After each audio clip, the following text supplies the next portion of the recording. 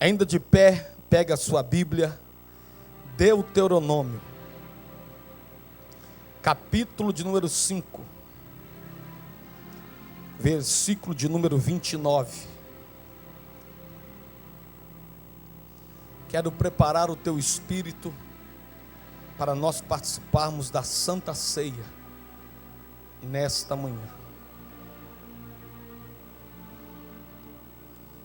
Deuteronômio 5, 29. Eu queria que a igreja lesse em voz alta, para impregnar no nosso espírito. Vamos lá? 1, 2 e...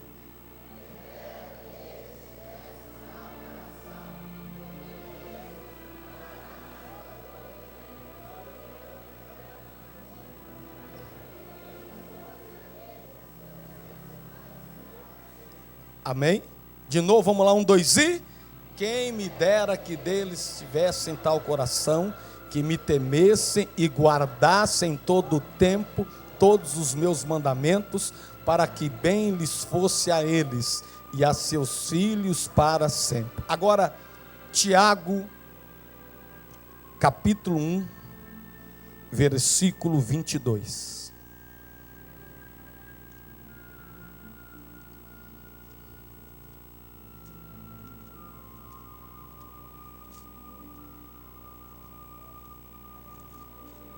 Diz assim Tiago 1, 22. Para ganhar tempo, diz assim, vamos lá, 1, 2 e...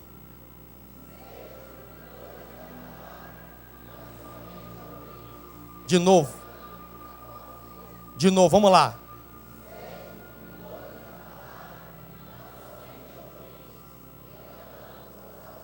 Agora o verso 25, olha o que diz o verso de número 25, repita ele comigo, vamos lá, 1, 2 e...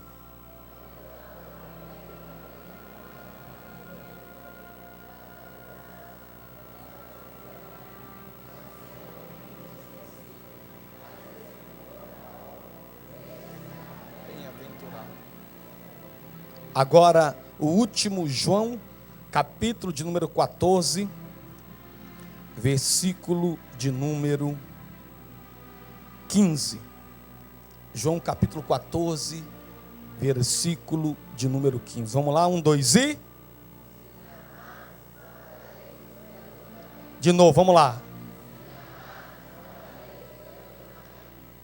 Antes de você se assentar, você vai dizer para quem está do seu lado assim, ó: a bênção que você precisa está em um lugar chamado obediência. Diga isso para ele. Agora senta, por favor, e fala para o outro que está do seu lado isso aí. Vamos lá, fala para o outro isso aí. Levanta a mão direita e diga assim: a bênção que eu preciso está em um lugar chamado obediência. Irmãos, bem-aventurado é alguém abençoado, que é feliz de maneira dobrada. E a bênção que nós precisamos, eu vejo tantas pessoas correndo e falando: eu preciso da minha bênção, eu estou me sentindo fraco espiritualmente, eu não estou bem, irmão, as minhas posturas revelam se eu estou debaixo da obediência do Senhor, ou se eu estou debaixo de desobediência.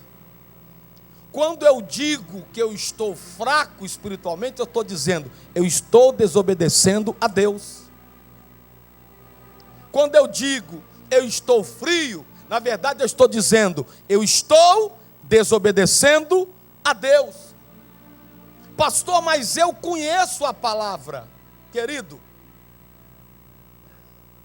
conhecer é uma coisa, praticar é outra. Existe uma distância enorme entre conhecer e praticar. Existe uma caminhada muito grande, são dois extremos.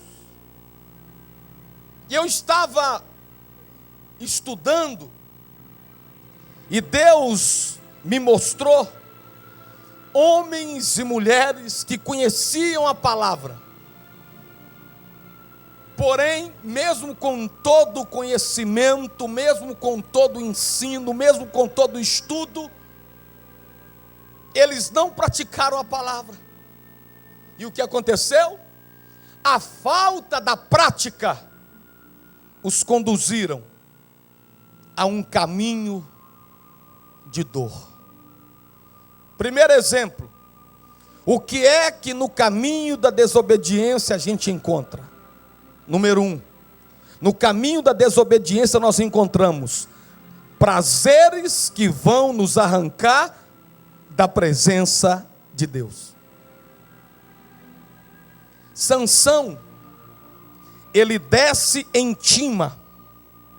Tima era um local que o povo de Deus não se reunia.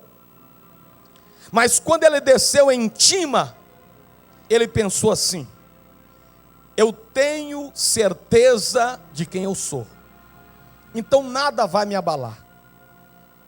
Eu posso ir lá em Tima e eu vou continuar sendo juiz como eu sou, pastor como eu sou, homem de Deus como eu sou.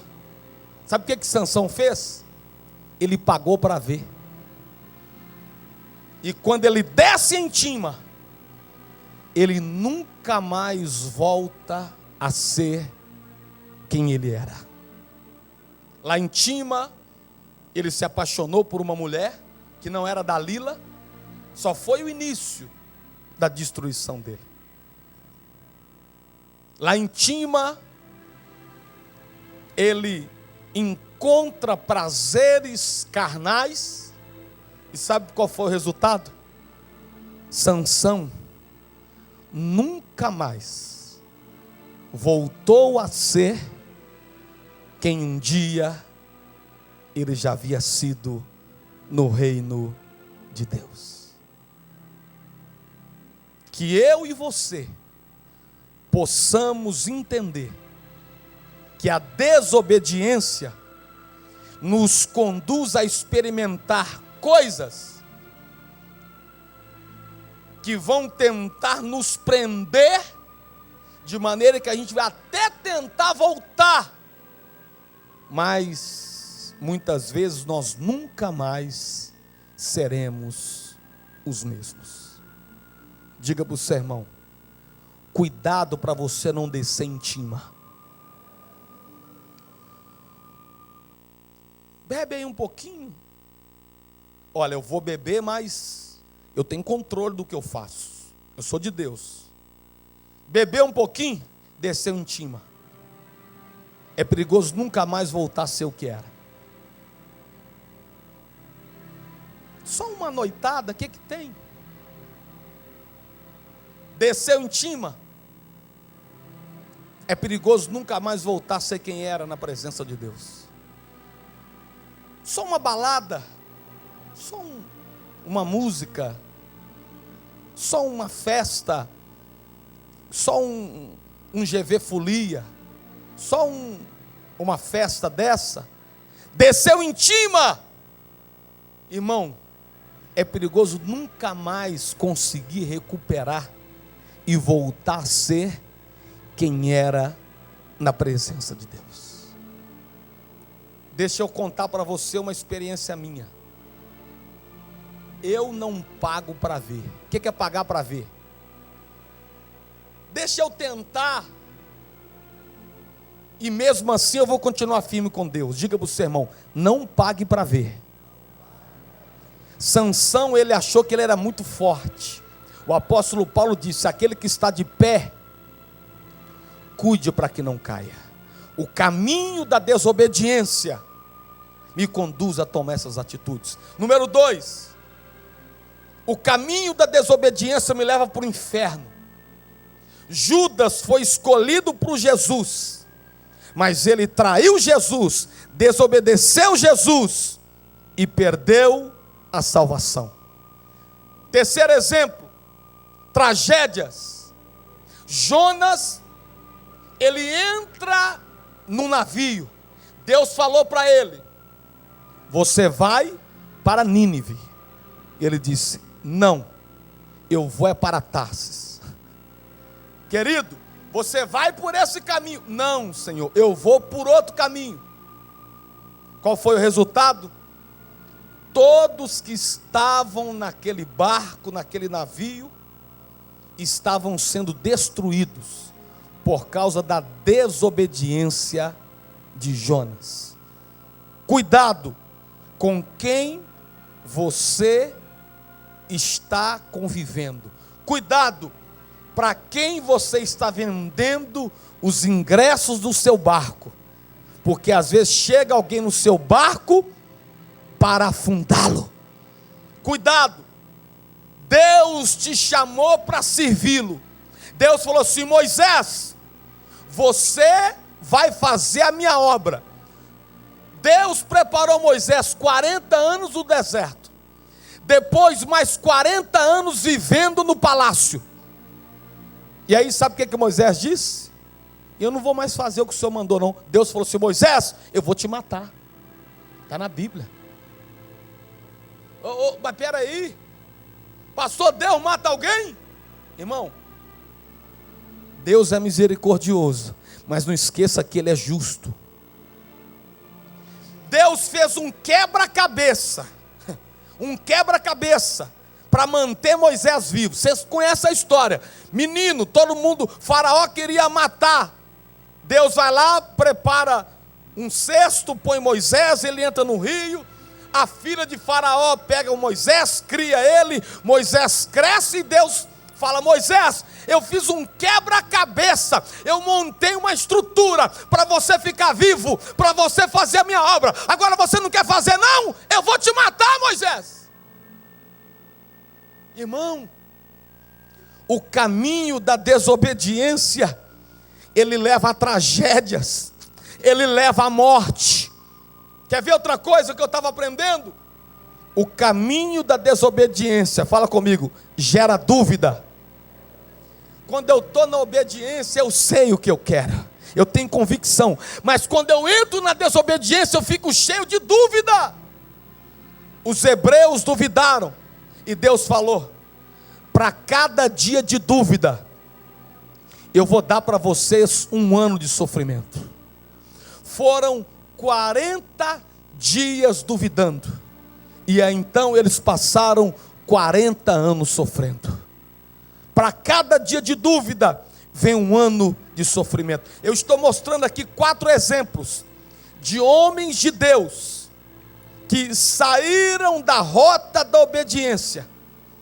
Sansão desceu a Tima, começou como sacerdote a vida e terminou como palhaço. Judas traiu Jesus, foi para o inferno. Jonas não quis seguir a ordem de Deus, foi lançado fora do navio, foi jogado para fora daquele navio. Cuidado para quem você está vendendo ingresso para entrar no teu barco, senão por causa de uma pessoa, a tua vida pode ser sacoalhada e até indo a bancarrotas e a destruição. E por último, os hebreus duvidaram por causa da desobediência. Eles disseram assim: o que nós estamos fazendo aqui nesse deserto, indo para Canaã? Lá no Egito tem pepino, tem cebola, tem prazeres para nós. Irmão, sabe uma das coisas que mais entristece a Deus é quando um crente fala assim: quando eu não era da igreja, a minha vida era mais tranquila. Agora que eu vim para a igreja, o diabo se levantou. Irmão, o diabo não se levanta quando nós vimos para a igreja, mas pelo contrário, Deus nos dá discernimento de espírito para entender o que está acontecendo em nossa volta. E muitas coisas que estão ocultas, Deus traz à tona para nos alertar. Fala comigo assim: eu não quero desobedecer. Agora, irmãos, olha o que acontece no caminho da obediência. No caminho da obediência você encontra, fala comigo, foco. Mais forte, vamos lá.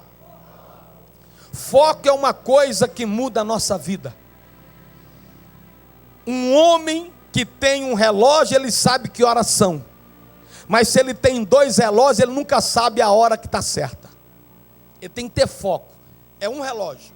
Quando eu vou olhar às vezes o relógio do meu telefone, esses dias eu estava na televisão, o meu relógio marcando um horário.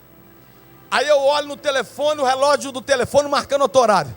Aí eu olho no relógio que tem assim na televisão para saber o tempo do programa, o relógio da televisão marcando outro horário. Eu falei, mas qual desses 3 relógios está certo? Aí o rapaz lá de dentro falou, pastor, o relógio certo é aqui do computador, que passa na rede, o Brasil inteiro está nessa hora. Que hora que está aí? Ele falou. Eu falei, mas é estranho, o meu está num, o celular está no outro e o do estúdio está no outro. Foco, diga para o seu irmão, você tem que ter foco, irmão. Diga para ele, senão, sempre estará olhando para a hora errada. Muitas vezes você faz uma coisa certa e todas as outras vão se transformar. Uma coisa certa é o suficiente. Lembra do dominó? Você pega lá uns 30 ou 50 dominó, põe um do lado do outro, levantado. Você apenas foca em um. Quando você dá o toque em um, todos os outros vão caindo. Isso é foco. Salomão pediu uma coisa e Deus disse, porque você pediu uma, eu vou te dar outras. Filipenses capítulo 3, Paulo disse assim, prossigo para o alvo, vou me esquecer do que está para trás e sempre vou andar para frente, para o alvo, para o foco. Aquilo que você foca na sua vida vai se tornar mais forte e melhor. Eu preciso ter foco. O que eu foco na minha vida, naquela área, eu vou me tornar mais forte, eu vou me tornar melhor. Se focar no seu casamento vai se tornar melhor. Se focar no ministério vai se tornar melhor. Se focar na tua empresa vai se tornar melhor. Se focar nos seus negócios vai se tornar melhor. Se focar na tua vida espiritual, você vai se tornar melhor. Aprenda o poder de uma coisa, e essa coisa pode mudar a sua vida. Isso é foco. É só no caminho da obediência que nós entendemos isso. O dom de um homem abre espaços para ele. Esse dom vai deixar um legado para a sua geração futura. Alguns será amor, outros transformação, milagres, misericórdia. Mas foque em alguma coisa, porque esse foco seu vai trazer grandes resultados para a tua vida. Repara uma coisa, irmão. O cara joga bola, aí depois ele se aposenta. Quando fala do nome dele, lembra, foi jogador de futebol. O foco te conduz até depois de morto. As pessoas sabem o que você veio fazer aqui nessa terra. O caminho da obediência gera foco. Segundo, o caminho da obediência, fala comigo, gera ideia. A ideia se torna maior do que a pessoa. A nossa ideia se torna maior do que nós mesmos. Faça o que você nunca fez antes, para que Deus faça isto e te dê uma grande ideia. Steve Jobs pensou no iPhone, mas a ideia se tornou maior do que ele. Steve Jobs morreu, mas o iPhone continua. A ideia, ela se torna maior do que nós. Seu dom dominante, não esqueça disso, é o dom da criatividade. A criatividade, ela gera ideias. Existem algumas coisas que estão escondidas de você, mas tem outras que foram escondidas para você. Mas existem outras que Deus não mostrou para ninguém, pois é somente para você. Então mova-se, senão essa ideia vai ficar para outro, porque ideia não fica parada. Ideia, ela vai procurar alguém que está no caminho de obediência, para entrar na mente dele e mudar a história dele. As ideias boas vêm quando eu estou no caminho da obediência. A única coisa que nos mantém no nível que estamos é não ter uma ideia, mas o que nos leva para limites maiores são ideias. O que me mantém no limite que eu estou são falta de ideias. Mas o que me leva para um limite maior são ideias novas. Você não tem falta de dinheiro, você tem falta de ideias. Diga para o seu irmão: você não tem falta de dinheiro, você tem falta de ideia. Sabe o que produz dinheiro? Ideia. Só que isso é o caminho da obediência. Veja o destino. Existe dom de Deus dentro de você, existe habilidade de Deus dentro de você. A coisa que você faz ter valor são as ideias que estão no seu coração. Essa ideia que Deus te dá é para resolver problema. Levanta a mão, eu quero profetizar. Deus vai te dar uma ideia, querido, para resolver o problema desse mundo. Quem crê que Deus vai te dar, aplaude e glorifica ao Senhor. O caminho da obediência. Olha o que diz Mateus, capítulo de número 13, versículo de número 52. Então lhes disse: por isso todo escriba versado no reino dos céus é semelhante a um pai de família que tira do seu depósito coisas novas e coisas velhas. Fala comigo assim: Deus usa o velho e o novo. Irmão, talvez a sua próxima ideia seja uma ideia antiga que Ele te deu, mas você não colocou em prática. Que o Espírito Santo fale com a igreja nesta manhã. Que o Espírito Santo fale conosco. Que possamos entender que a nossa bênção, a nossa vitória, a nossa vida de excelência está em um caminho chamado obediência. A obediência também gera visão. Fala comigo, visão. A obediência te dá visão, e quem tem visão se torna provedor.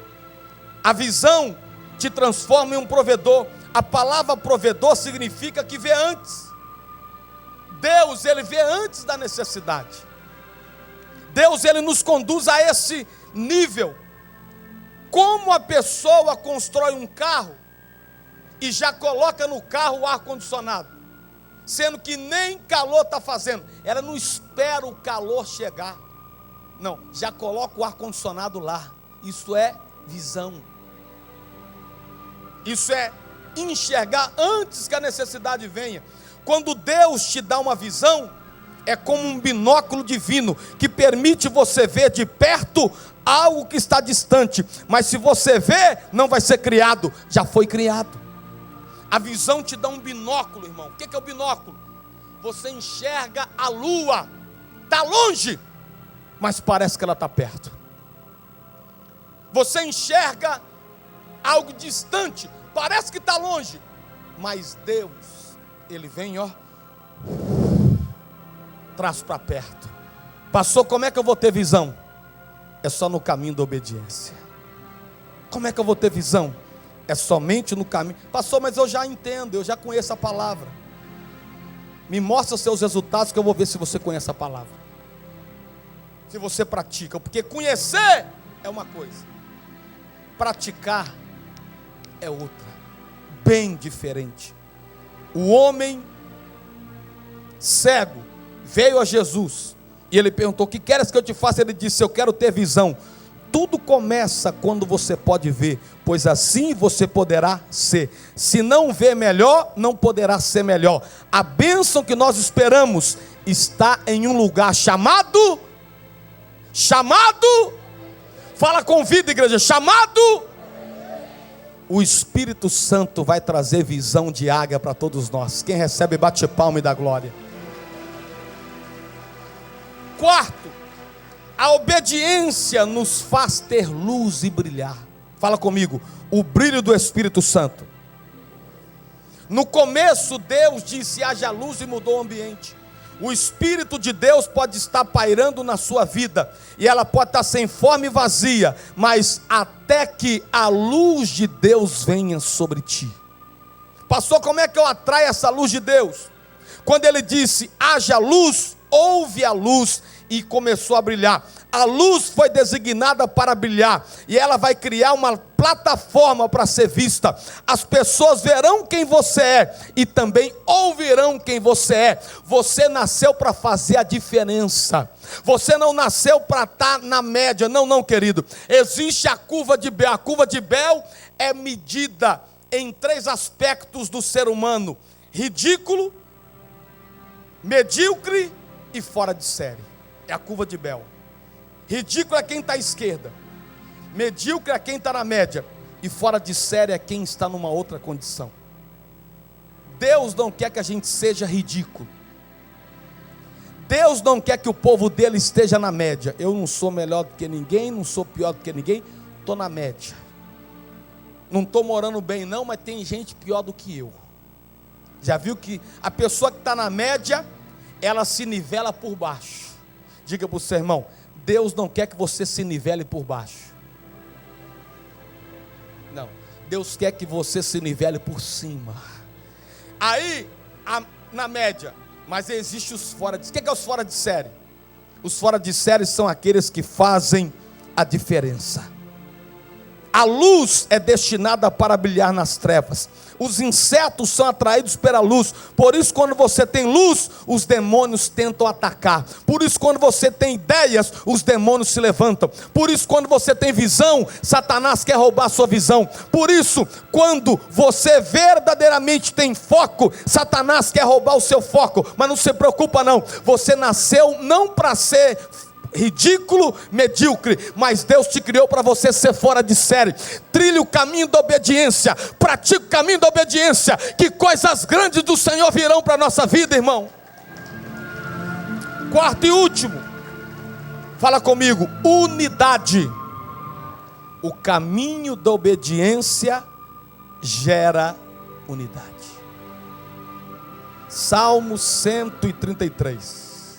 Ó quão bom e quão suave é que os irmãos vivam em união. Aí vem o texto dizendo, e no final termina assim: e a minha bênção será ordenada. Na unidade, a bênção de Deus é derramada. Na unidade, coisas podem acontecer que a gente nem imagina que venha acontecer. Pastor, como é que eu vou ter unidade? É só se eu praticar a palavra. Se eu não praticar a palavra, eu não consigo conviver com ninguém. Já viu que tem pessoas que ela não consegue conviver com outros? Mas peraí, pastor, mas é de Deus. Mas conhece, mas não pratica. O perdão não é um sentimento. O perdão é uma atitude de quem quer viver em unidade e de quem pratica a palavra. O perdão não é um... sentir vontade de perdoar, não existe isso. As minhas atitudes demonstram que eu perdoei. A obediência à palavra me conduz a entender. Se bater numa face, eu vou dar outra. Pastor, o senhor está me ensinando a ser bobo? Não. Eu estou te dizendo a palavra. Você pode sim olhar para alguém que te bateu e mesmo assim não ter ódio nem vontade de matá-la. Você pode sim olhar para alguém que te traiu e mesmo assim a pele do seu corpo não começar a tremer. Ai, olha lá. Não. Nós somos de Deus. Por isso que no dia de Pentecostes estavam todos reunidos no mesmo lugar. E ali veio a unidade.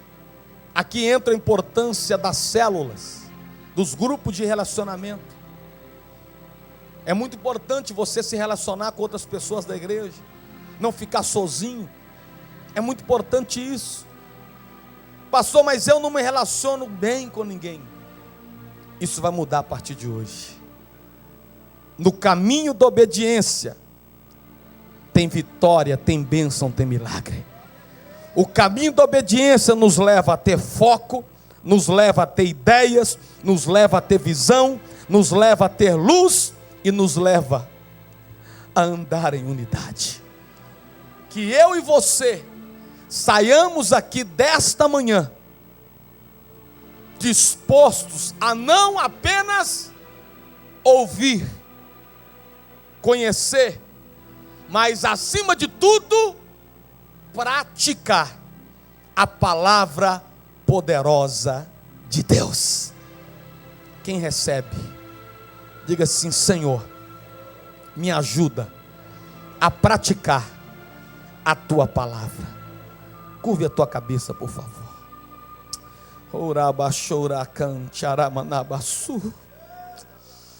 Vai olhando para dentro de você agora. Dá uma olhada para dentro de você. Nós vamos nos preparar para a ceia. O apóstolo Paulo disse: examine-se, pois, o homem a si mesmo, e depois que ele analisar a si mesmo, ele vai ver o que porventura estava fazendo de errado, e aí vai pedir perdão. E na hora da ceia, esse momento tão propício para isso. Olha para dentro de você agora. Veja se porventura você estava trilhando o caminho da desobediência. Veja se de repente você até já não conhecia da palavra, mas não estava praticando. As atitudes estavam distantes das palavras.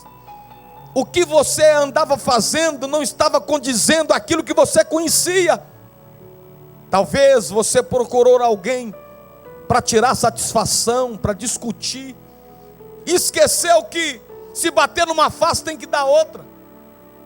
Talvez você estava descendo em tima como Sansão, brincando com perigo, brincando com fogo, brincando com coisa séria, brincando com coisa grave.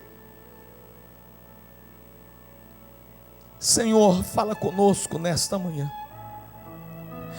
De repente nós estávamos como Judas, ao ponto de trair Jesus, porque quando eu não demonstro que eu sou de Jesus, eu estou na verdade querendo esconder que eu o amo, então eu estou traindo Ele. Quantas vezes o espírito de Judas quer nos pegar dentro de uma escola, nós não demonstramos que somos cristãos, no trabalho, no meio empresarial, onde quer que esteja, nós nos escondemos de Deus. Senhor, nos ajuda, nós não queremos ser como Judas. Quantas vezes, Senhor, nós estamos como Jonas, o Senhor nos chamou para algo, e nós, ao invés de fazer o que o Senhor nos chamou para que fizéssemos, estamos fazendo outra coisa, ou não fazendo nada, e aí isso produz tragédias, e o nosso barco está à beira de um naufrágio. Oh Senhor,